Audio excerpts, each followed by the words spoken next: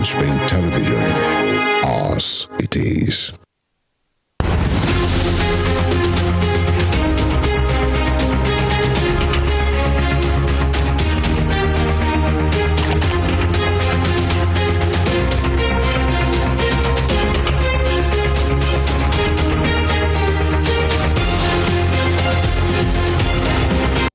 Good evening and welcome to Spring Global on Western Spring Television. Now the headlines. Aliko Dangote says first product of petroleum refinery to be in the market before the end of July. Sinan Ogun backs incumbent Tayyip Erdogan in Turkey's presidential election runoff. G20 tourism meeting held in India administered Kashmir amid high security. My name is Tunde Idowu. We begin in Nigeria, where Aliko Dangote says the first product of the Dangote Petroleum Refinery and Petrochemicals will be in the market before the end of July, beginning of August this year. The president of Dangote Industries Limited stated this while giving the welcome address at the inauguration of the 650,000 barrels per day refinery in Lagos. He noted that beyond today's ceremony, the first goal is to ramp up production of the various products to ensure that within this year, the refinery was able to fully satisfy the nation's demand for higher quality products. According to him, the accomplishment is to enable Nigeria eliminate what he described as the tragedy of import dependency and stop toxic substandard petroleum products from being dumped into the nation's markets. Availability of a high quality fuels for our transportation sector. The refinery will also make available to our industries vital raw materials for a wide range of manufacturers in the plastics, pharmaceuticals, food, beverages, packaging, construction, and many other industries. Second, while the refinery operation and ancillary businesses will generate massive job opportunities, downstream more absorptive capacity for labor in the hundreds of thousands. Third, once our plant is fully commissioned and it is on stream, we expect that at least 40% of the capacity will be available for export, and this will result in significant foreign exchange earning into the country. And to legal matters, the chairman of the Presidential Election Petition Court, Justice Haruna Samani, has dismissed the application for live coverage of court proceedings. At the proceeding in Abuja today, Justice Samani said the application by the People's Democratic Party and Labour Party lacked merit. In a unanimous decision, the panel held that the order sought by the petitioner was outside the scope of the petition, adding that televising of proceedings is not provided for in any law. The panel stated that the court is created by the Constitution and operates under the law by the Court of Appeal, and it was created to hear and determine the petitions before it and cannot act as a vanguard. According to the justices, the undue pressure of allowing cameras into the courtroom should be avoided, as the impact it will have on witnesses cannot be predicted. And outside Nigeria, Sinan Ogun, who came third in last week's Turkish presidential election, has thrown his support behind incumbent President Recep Tayyip Erdogan in the country's decisive runoff. The announcement by the nationalist candidate today kept days before talks head to polls on May 20th to decide whether Mr. Erdogan or the main opposition leader Kemal Kılıçdaroğlu will lead the country for the next 5 years. In the first round of voting on May 14th, Mr. Erdogan received 49.52%, falling just short of the majority needed to secure an outright victory. Mr. Kılıçdaroğlu, the candidate of a six-party opposition alliance, got 44.88%, while Mr. Ogun, backed by the Ata Alliance, finished third with 5.17% support and was eliminated. To neighboring Greece, Prime Minister Kyriakos Mitsotakis has said his Conservative Party had unleashed a political earthquake after their thumping win in yesterday's election, but hinted that he will seek another election in order to secure an absolute majority that would allow the party to govern alone. With most votes counted, his New Democracy Party got 40.8% of the vote, a 20-point lead over the left-wing Syriza party of Alexis Tsipras, which had 20.1%. Despite the clear lead, projections from Greece Interior Ministry showed New Democracy falling 6 seats short of an outright majority in parliament, leaving Mr. Mitsotakis with a choice of building a coalition or bringing about a new ballot for a decisive result. The 55-year-old made clear his preference, noting that the citizens want a strong government with a 4-year horizon. In the UK, Labour leader Sir Keir Starmer has vowed to cut heart disease, cancer and suicide deaths in a speech setting out his plans to reform the NHS in England. He said tackling the 3 biggest killers within a decade will be central to Labour's NHS mission.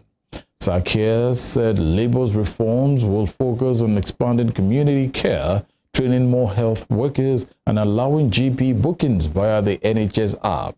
A Tory source said cutting waiting list was a looking ahead to the next general election expected next year. Sir Keir said the future of the health service was on the line.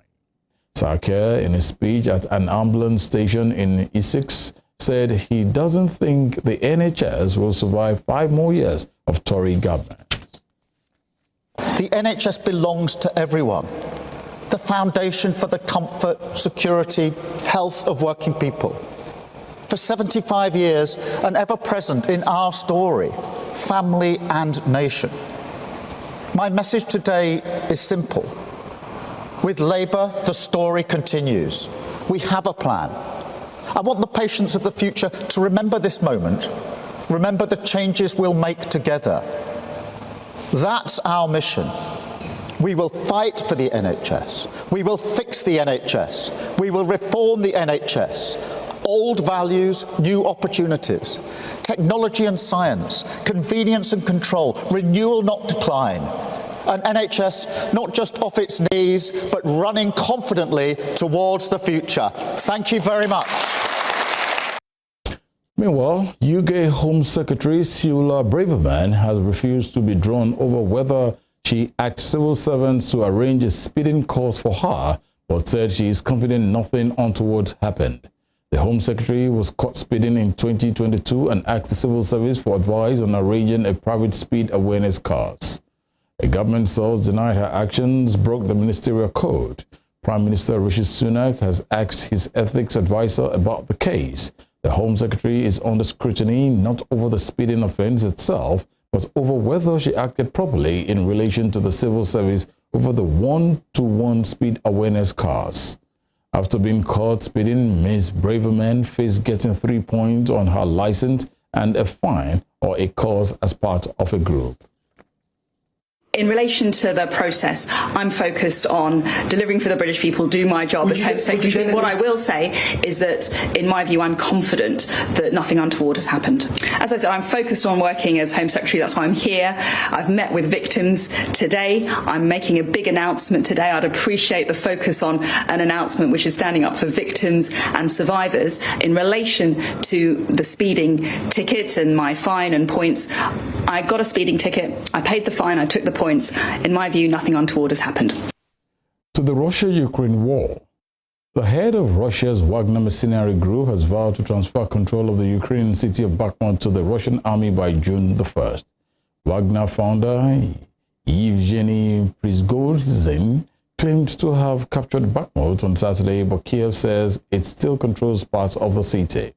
Ukraine says its troops are still advancing on the outskirts of Bakhmut. But Mr. Prigozhin, in an audio recording on Telegram, said his troops will start handing over the city to the Russian army from May 25 to June the 1st. He revealed that Wagner had set up defense lines on the west of the city ahead of the transfer. Wagner mercenaries have concentrated their efforts on the city for months, and their relentless, costly tactics of sending in waves of men seems to have gradually eroded Kiev's resistance. In the meantime, Denmark would like to host a summit in July about how to find peace between Ukraine and Russia, but will require engagement from India, China, and Brazil. Danish Foreign Minister Lars Løkke made this known on the sidelines of the EU Foreign Affairs Council in Brussels, noting that the summit must not just be attended by Ukraine's allies. He stated that Copenhagen was ready to put some efforts into creating a global commitment to organize such a meeting. Mr. Rasmussen said it was necessary to build interest and involvement from countries like India, Brazil, and China, added that it was hard for him to see Russia participating in such a summit. In the Middle East, Lebanon Hezbollah movement has carried out military exercises near the country's southern border with Israel in a show of its military power. About 200 Hezbollah fighters used live ammunition and an attack drone to take part in the exercises yesterday in Aramanta, 12 miles north of the Israeli border. The drills took place ahead of the anniversary of Israel's withdrawal from southern Lebanon on May 25, year 2000. It was the largest demonstration of Hezbollah military might in years.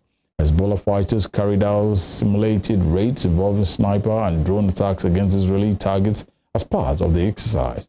The group displayed heavy and light arms, including anti-aircraft weapons, rocket launchers, and rocket-propelled grenades. You're watching Spring Global on Western Spring Television. We'll be right back after this break.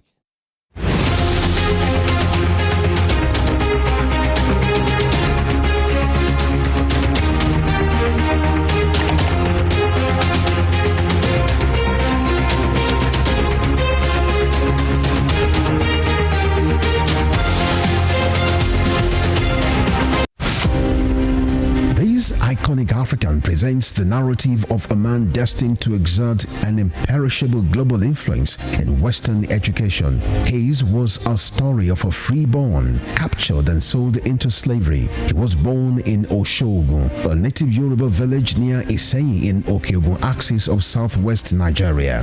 Samuel Ajayi Crowther was the foundation student of Fora Bay College, Sierra Leone, the foremost university where the pioneer set of native Africans were educated. Samuel Ajayi Crowther's greatest contribution to humanity was his translation of the Holy Bible into the Yoruba language. The man who authored the Yoruba dictionary was also credited with the translation of English classic hymns into Yoruba and the Ekwere languages. Samuel Ajayi Crowther's private residence in Badagry, incidentally the first story building in Nigeria, is an Akaba museum dedicated to the memory of Africa's first bishop. Western Spring Television identifies Samuel Ajayi Crowther as a watershed character in history.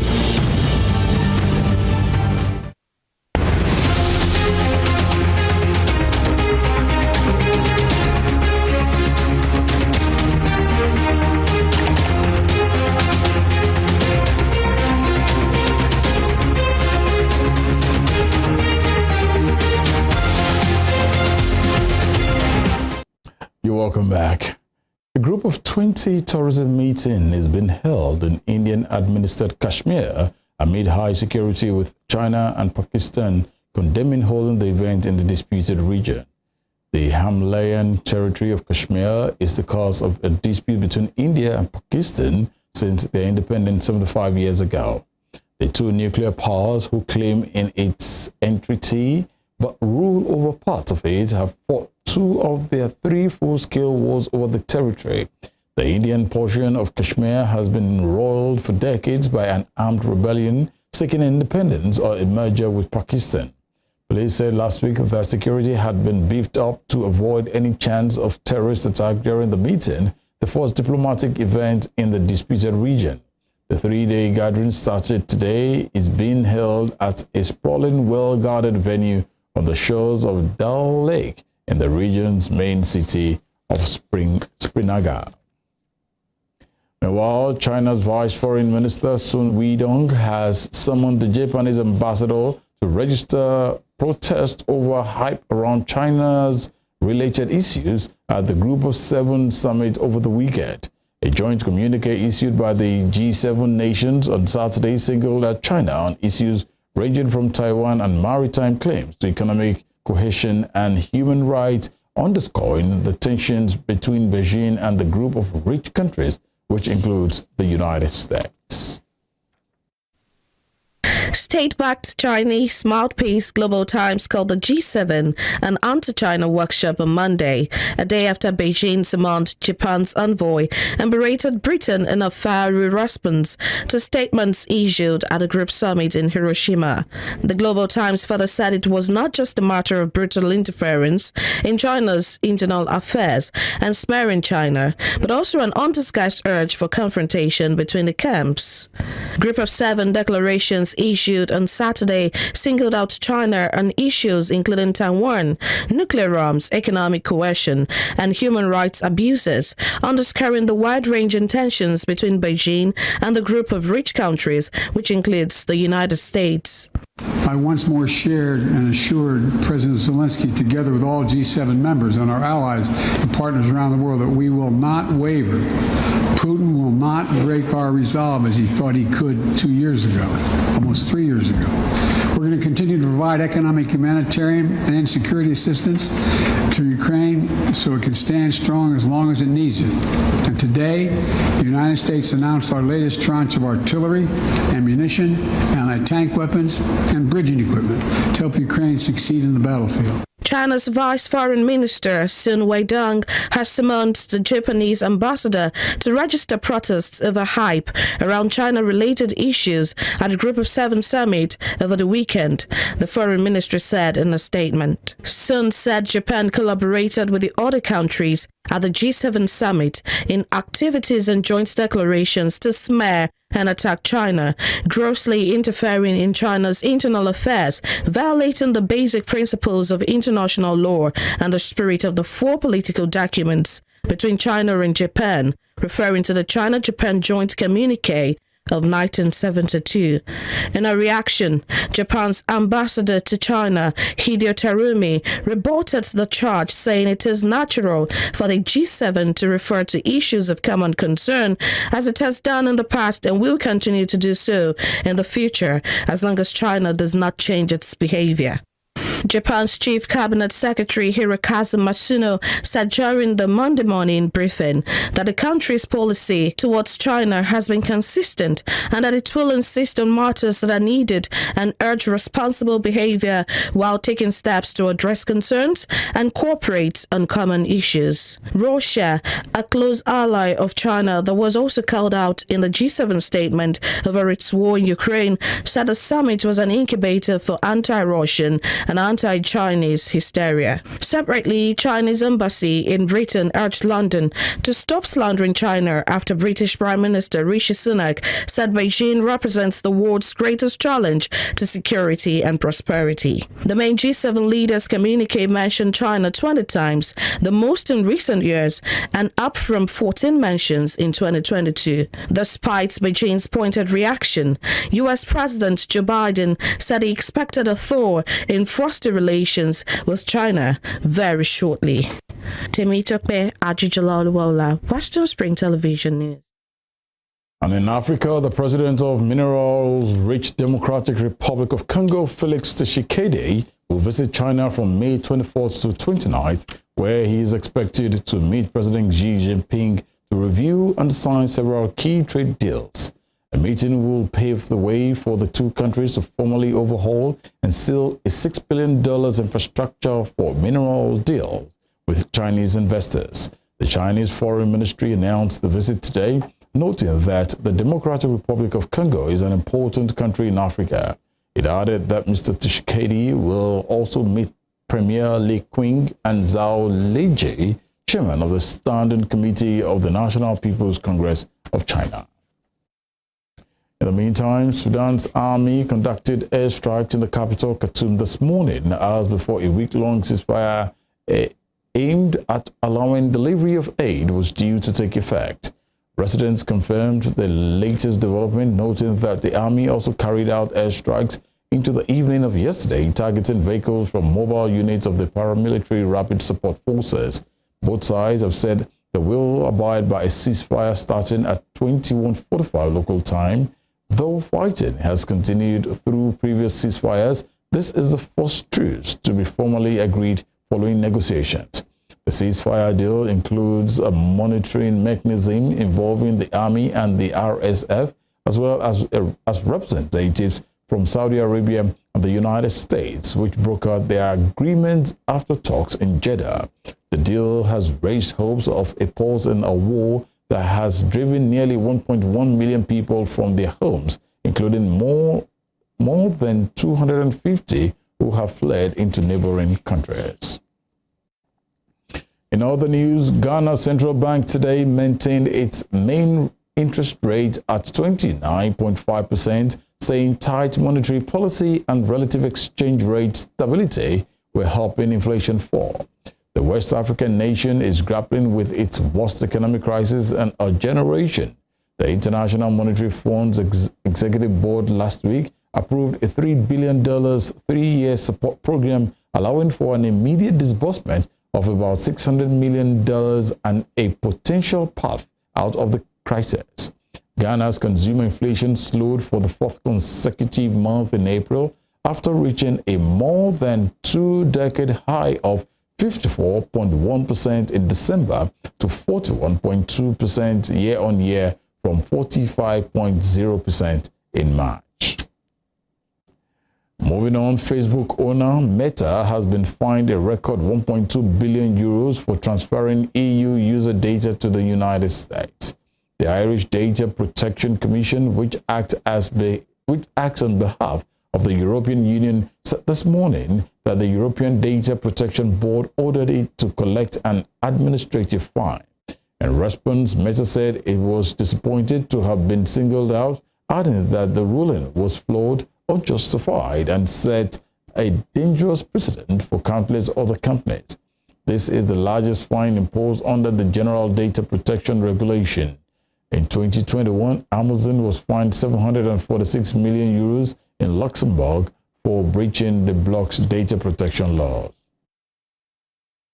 And moving on to sport, Szymon Marciniak has been appointed to officiate the 2023 Champions League final between Manchester City and Inter at the Ataturk Olympic Stadium in Istanbul, Turkey on Saturday, June the 10th. The 42-year-old Polish referee has been an international referee since 2011, and this will be his first Champions League final.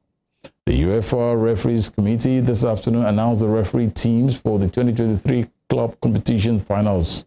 It referred 8 Champions League matches this season, including the semi-final second leg match between Manchester City and Real Madrid. He also officiated the FIFA World Cup final between Argentina and France in Qatar.